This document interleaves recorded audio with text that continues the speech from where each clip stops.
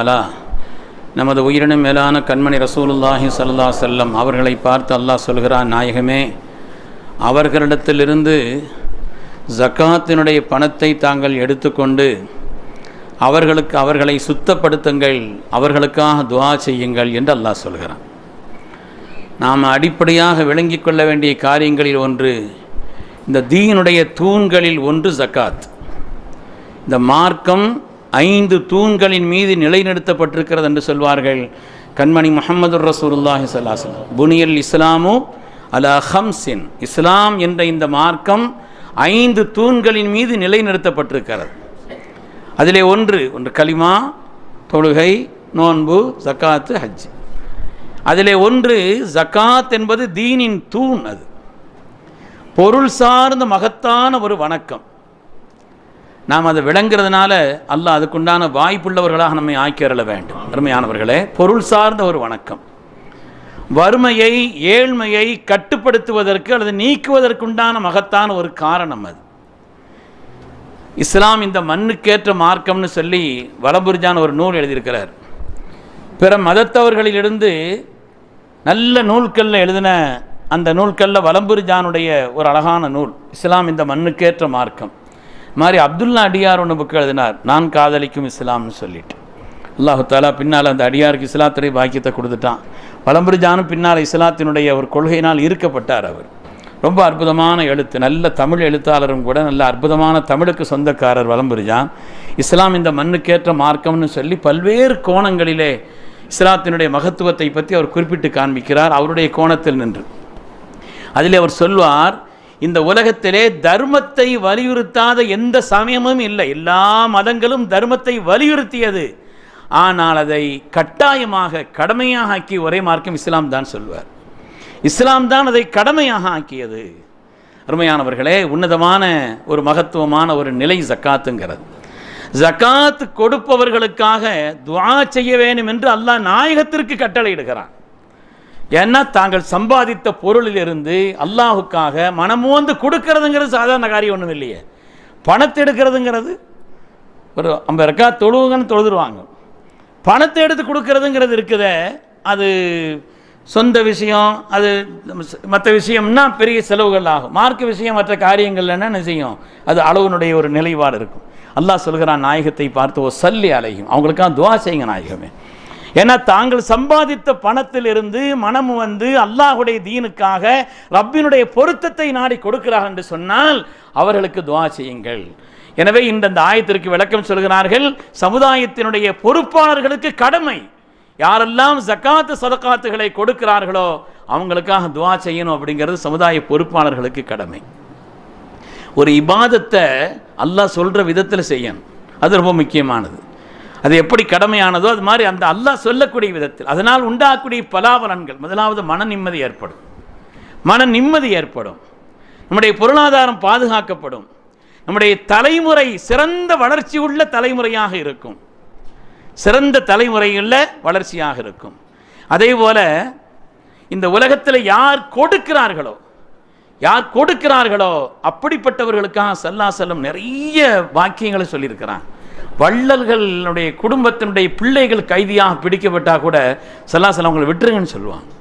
அவங்க செலவழிச்சிருக்கிறாங்க, நிறைய சமூகத்துக்காக நிறைய கொடுத்துருக்குறாங்க, அந்த பிள்ளைகளை விடுவிச்சிருங்கன்னு சொல்லுவாங்க.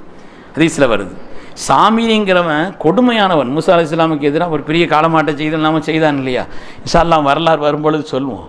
ஆனால் அந்த நேரத்தில் அல்லாஹ் உத்தரவிட்டான், யாரெல்லாம் அப்படி செய்தானோ அவனை பூரா அல்லாஹு தாலா அவங்களுடைய முடிவை தற்கொலை செய்யணும்னு அல்லாஹுடைய உத்தரவு. இந்த சாமிரியை கூட அவனை முடிக்கத்தான் மூசா அலைஹிஸ்ஸலாம் நினைச்சாங்களாம்.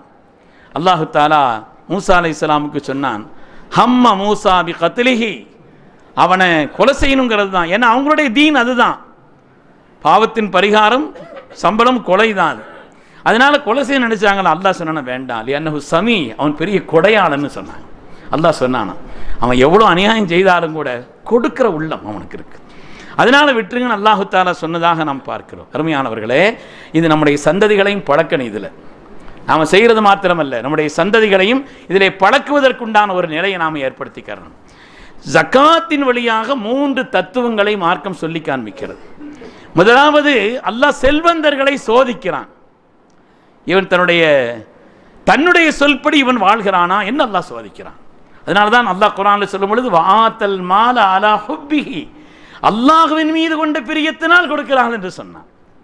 அதனால் அல்லாஹ் முதலாவது சோதிக்கிறான், இவன் தன் சொல்படி வாழ்கிறானா என்று அல்லாஹு தஆலா சோதிக்கிறான். ரெண்டாவது, மனித இதயத்தை நாசமாக்கக்கூடியது கஞ்சத்தனமும் பேராசையும். பேராசை இருக்குது, இன்னும் வரணும். அந்த பேராசையும் கஞ்சத்தனமும் மனித இதயங்களை அது வீணாக ஆக்கிவிடும். அந்த மனித இதயத்தில் கஞ்சத்தனமும் பேராசையும் படியாமல் இருப்பதற்காக என்று மார்க்கம் ஜக்காத்தை கடமையாக ஆக்கியிருக்கிறது. மூணாவது, சமூகத்தில் பணக்காரன் ஏழைகளுக்கும் இடையிலே ஒரு அமைதி நிலவ வேண்டும். ஏழைகளாக இருந்து அவங்க வாங்குறாங்கன்னா துவா செய்வாங்க, கொடுக்குறாங்கன்னா இவங்களுக்கு அதில் ஒரு கண்ணியம், இவங்களுக்கு ஒரு உயர்வும் அதில் ஏற்படுத்துகிறது. அருமையானவர்களே, முந்தைய ஷரியத்தில் ஜக்காத்து பொருளை மக்கள் சாப்பிடக்கூடாது. முன்னால் குர்ஆன் சொல்லக்கூடிய நிலை என்னன்னு சொன்னால், ஜக்காத்தினுடைய பொருளை பூரா ஒரு இடத்துல கொண்டு போய் வச்சிடணும். வான்மண்டலத்திலிருந்து ஒரு நெருப்பு மொத்தமாக கரிச்சிடும். ஒரு நெருப்பு கரிச்சிடும். ஹத்தா யஅதியனா பி குர்பானின் தஅகுலுஹுன்னார் குர்ஆன் சொல்லுது. ஒரு நெருப்பு அப்படியே கரித்து விடும். கரித்தால் அந்த ஜக்காத்து ஏற்றுக்கொள்ளப்பட்டது அல்லாஹ்வினாலன்னு அர்த்தம். அது கரிக்கப்படாமல் இருந்துச்சுன்னா அந்த ஜக்காத்து ஏற்றுக்கொள்ளப்படலைன்னு அர்த்தம். முன்னாருடைய நிலை அப்படி இருந்துச்சு. அருமையானவர்களே, அல்லாஹ் இந்த ஷரியத்தில் அதை மாற்றி அமைத்திருக்கிறான். கொடுப்பவர் வெற்றியாளர். குர்ஆன் சொல்லுது, உலாயிக ஹுமுல் முஃப்லிஹூன், யார் ஜக்காத்தை கொடுத்து வாழ்கிறார்களோ அவர்கள் வெற்றியாளர்கள் என்று அல்லாஹ் தஆலா பாராட்டி சொல்கிறான். யார் கொடுக்கிறார்களோ அல்லாஹ் அவர்களுக்கு பன்மடங்கு திரும்ப கொடுக்கிறான். ஒமா அதைத்து மின் ஜக்காத்தின் துரிதூன வஜ்ஹல்லாஹ், அல்லாஹ்வுடைய பொருத்தத்தை நாடி யார் ஜக்காத்து கொடுக்கிறார்களோ உலாயிக ஹுமுல் முல்ஹிஃபூன், அல்லாஹ் அவர்களுக்கு பன்மடங்காக ஆக்கி கொடுப்பான் என்று அல்லாஹ் சொல்கிறான். அஷைத்தானு யஇதுக்குமுல் ஃபக்ர, ஷைத்தான் உங்களுக்கு வறுமையை பயங்காட்டுவான். ரொம்ப கொடுத்துறாதியா, இப்படி கொடுத்துறாதீன்னு சொல்லி சைத்தான் என்ன செய்வான், வறுமையை பயங்காட்டுவான். வல்லாஹு யஇதுக்கும் மக்ஃபிரத்தம் மின்ஹு வ ஃபضலா, அல்லாஹ் தன்னுடைய மன்னிப்பையும் அவனுடைய ஃபضலையும் உங்களுக்கு வாக்களிக்கிறான். அல்லாஹ் சொல்கிறான், அல்லாஹ் தன்னுடைய மன்னிப்பையும் ஃபضலையும் உங்களுக்கு வாக்களிக்கிறான். அதாவது ஃபضல்னு சொன்னால் துன்யாவுடைய பாக்கியம்னு அர்த்தம். அதான் பள்ளியாசை வெட்டி வெளியே போகும்போது என்ன ஓதணும், அல்லாஹும்ம இன்னி அஸ்அலுக மின் ஃபضலிக, துன்யாவுடைய பாக்கியத்தை தான் அதுக்கு அர்த்தம். அல்லாஹ் சொல்கிறான், யார் அல்லாஹுக்காக கொடுக்கிறார்களோ அல்லாஹு யஇதுக்கும் மக்ஃபிரத்தம் மின்ஹு ஃபضலா, அல்லாஹ் தன்னுடைய மக்ஃபிரத்தையும் உங்களுக்கு வாக்களிக்கிறான், ஃபضலையும் உங்களுக்கு வாக்களிக்கிறான். துன்யாவுடைய பாக்கியங்களும் உங்களுக்கு கிடைப்பதாக அல்லாஹ் வாக்குறுதி அளிக்கிறான் என்று அருள்மறை சொல்லி காண்பிக்கிறது. அருமையானவர்களே, ஜக்காத்துங்கிறது யாருக்கு கடமை? ஒரு 2 நாளைக்கு முந்தைய கூட ஒரு ஆள் ஃபோன் பண்ணார், ரஸ்து நான் இவ்வளோ சம்பளம் வாங்குறேன், ஜக்காத்து கொடுக்கணுமான்னு கேட்டான். நான் இவ்வளோ சம்பளம் வாங்குறேன், அவருடைய சம்பளத்தை சொல்லி சொன்னார், நான் இவ்வளோ சம்பளம் வாங்குறேன், நான் ஜக்காத்து கொடுக்கணுமான். அதாவது சம்பளம் வாங்கி செலவழிஞ்சிருச்சுன்னா ஒன்றும் இல்லை. 1 லட்சம் ஆனாலும் சரி, 10 லட்சம் ஆனாலும் சரி, வாங்கி அந்த மாதமே செலவழிஞ்சிருச்சு. யாருக்கு 612 கிராம் வெள்ளியினுடைய அளவுக்கு இன்றைய சுமார் மதிப்பீட்டில் ஒரு 40,000 ரூபா, அவருடைய தேவைகள் கடன்கள் போக ஒரு வருஷம் முழுவதும் 40,000 ரூபா கிட்டத்தட்ட யார்கிட்ட அவர்கிட்ட இருந்துக்கிட்டு இருக்குதோ அவங்களுக்கு தான் ஜக்காத்து கடமை. அவங்களுடைய செலவுகள் எல்லாம் போக, அவங்களுடைய கடன்கள் எல்லாம் போக, யாருக்கு வருடம் முழுவதும் 40,000 ரூபா அவருடைய கையில் குறைஞ்சது இருக்குதோ அப்போ கடமையாயிரும். அதுக்கு மேலே மேலே மேலே மேலே எவ்வளோ இருக்குதோ அதுக்கு தகுந்த மாதிரி. இது பணமாக இருந்தாலும் சரி, தங்கமாக இருந்தாலும் சரி, மாதிரி ஃபிக்ஸட் டெபாசிட்டில் போட்டு வைக்கிறாங்க இல்லையா, அதையும் கணக்கிடணும். முதலீடுகள் செய்திருக்கிறாங்க எதிலையாவது, அதையும் கணக்கிடணும். சேமிப்பு தொகை தனியாக வச்சிருக்கிறாங்க, அதையும் கணக்கில் சேர்க்கணும். வியாபார நோக்கத்தில் ரியல் எஸ்டேட் இருந்தால் இடத்த வாங்கி போட்டிருக்கிறாரு, அவர் கேட்டலாம் ஏதாவது வியாபார நோக்கத்தில் இல்லை, சொந்தத்துக்கு வாங்கி எவ்வளோ வாங்கி போட்டிருந்தாலும் அதனால் பிரச்சனை இல்லை. வியாபார நோக்கத்தில் என்று இருந்தால் அது ஜக்காத்தினுடைய கணக்கில் சேர்க்கப்பட வேண்டும். அது மாதிரி ஒரு வீடு 10 வீடு வாங்கி நினைச்சிருக்கிறாரு, கட்டி வச்சிருக்கிறாருன்னு சொன்னால் வீட்டு கொடுக்க வேண்டியதில்லை, அதுக்குண்டான வாடகைக்கு தான் ஜக்காத்து. எவ்வளோ வாடகை வருதோ அது ஜக்காத்தினுடைய அளவுக்கு வந்துச்சுன்னு சொன்னால் அதனுடைய நிலைக்கு தான். அது மாதிரி உள்ள ஒரு நிலையில் அல்லாஹ் இதன் வழியாக செல்வந்தர் யார் என்பதையும் குறிப்பிட்டு சொல்லி காமிக்கிறான். மார்க்கத்தில் செல்வந்தர் யார் என்பதும் கூட. அது மாதிரி கவனிக்க வேண்டிய முக்கியமான விஷயம் என்னன்னு சொன்னால், ஒரு வருஷம் முழுவதும் யாருக்கு கையிருப்பு இருக்கிறதோ அவங்களுக்கு தான் ஜக்காத் ஆடும். மார்க்கம் தொந்தரவு கொடுக்கல, மார்க்கம் கஷ்டம் கொடுக்கல. அது மாதிரி ஒரு ஜக்காத்தினுடைய பணம்ங்கிறது பயனாளியினுடைய யார் பெறுகிறாரோ அவருடைய விருப்பப்படி கொடுத்துடணும். கடனாக கொடுக்கக்கூடாது, ஜக்காத்தை சுழல் தொகையாக கொடுக்கக்கூடாது. கொடுத்துட்டு நீ தான் ரெண்டாவது பார்த்துக்கிறோம் அப்படி சுழல் தொகையாக கொடுக்கக்கூடாது. ஒரு அமைப்புகளுக்கு கொடுக்கறதா இருந்தால் அந்த அமைப்புகள் முறையாக அதை செலவழிக்கிறாங்கிறது உங்களுக்கு கன்ஃபார்மாக இருக்கணும். அது கொடுக்கலன்னா நீங்கள் கொடுக்கலங்கிற குற்றம் உங்களுக்கு வந்துடும். ஒரு அமைப்புகளுக்கு கொடுக்கலாம். எதுன்னு சொன்னால் அது கன்ஃபார்மான முறையில் அவங்க ஜக்காத்தை முறையாக ஷரியத்தின்படி ஷரியத் சொன்ன முறையின்படி உரியவர்களுக்கு கொடுக்குறாங்க அப்படின்னு சொன்னான். இன்றைக்கி அமைப்புகள்ங்கிற பேரால் வாங்கி வச்சுட்டு ஜக்காத்துக்கு என்ன செய்கிறாங்க, கடன் கொடுக்குறாங்க, கட்டடங்களுக்கு கொடுக்குறாங்க, கண்ட கண்ட காரியங்களுக்கெல்லாம் செலவழிக்கிறாங்க. முறையாக கொடுத்தாங்கன்னா அந்த அமைப்புகளுக்கு கொடுக்கறத பற்றி வார்த்தை சொல்லலை. நம்ம கண்முன்னால் எவ்வளோ ஏழைகள் இருக்கிறாங்க, நம்ம உறவினர்கள் இருக்கிறாங்க, தெரிஞ்சவங்கள் இருக்கிறாங்க. அப்படி கொடுத்து அந்த காரியத்தை நிறைவேற்றிக்கலாமே தவிர இது விஷயத்தில் முறையாக கொடுக்கறதாம நமக்கு தெரியலைன்னா நம்முடைய ஜக்காத்தை நிறைவேறியதாக ஆகாது. அருமையான பெருமக்களே, முறையாக நம்ம ஊர்லன்னு வச்சுக்கோங்களேன், முறையாக ஒரு 10 வருஷம் இந்த ஊரில் ஜக்காத்து கொடுக்க தகுதியானவங்க பூரா ஜக்காத்து யாருக்கு கொடுக்கணுமோ முறையாக கொடுத்தாங்கன்னா 10 வருஷத்தில் இந்த ஊரில் ஒரு ஏழைகள் இருக்க மாட்டாங்க, ஒரு ஏழை இருக்க மாட்டாங்க. இது ஒரு ஊருக்குன்னு மாத்திரமல்ல, ஒரு மாவட்டம், ஒரு மாநிலம், ஒரு ஸ்டேட், எதை எடுத்தாலும் சரி அங்கே உள்ளவங்க முறையாக ஜக்காத் வசூலிக்கப்பட்டு முறையாக ஏழைகளுக்கு அது பகிர்ந்தளிக்கப்பட்டால், முறையாக செய்யப்பட்டால் 10 வருஷம்தான். இது நடைமுறை உண்மை. ஹதரத் ரசூலுல்லாஹி ஸல்லல்லாஹு அலைஹி வஸல்லம் அவர்கள் யமன் தேசத்திற்கு அனுப்பினார்கள். செய்தனா முஆது பின் ஜபல் ரலியல்லாஹு அன்ஹு அவர்களை யமன் தேசத்துக்கு அனுப்பினாங்க. அது ஒரு அற்புதமான வரலாறு, சுவையான வித்தியாசமான வரலாறு. ஸல்லல்லாஹு அலைஹி வஸல்லம் வந்து கீழே நடந்து வர்றாங்க, முஆது ரலியல்லாஹு வாகனத்தில் பயணிச்சிருக்கிறாங்க. அந்த ஒரு வழி அனுப்புதல்.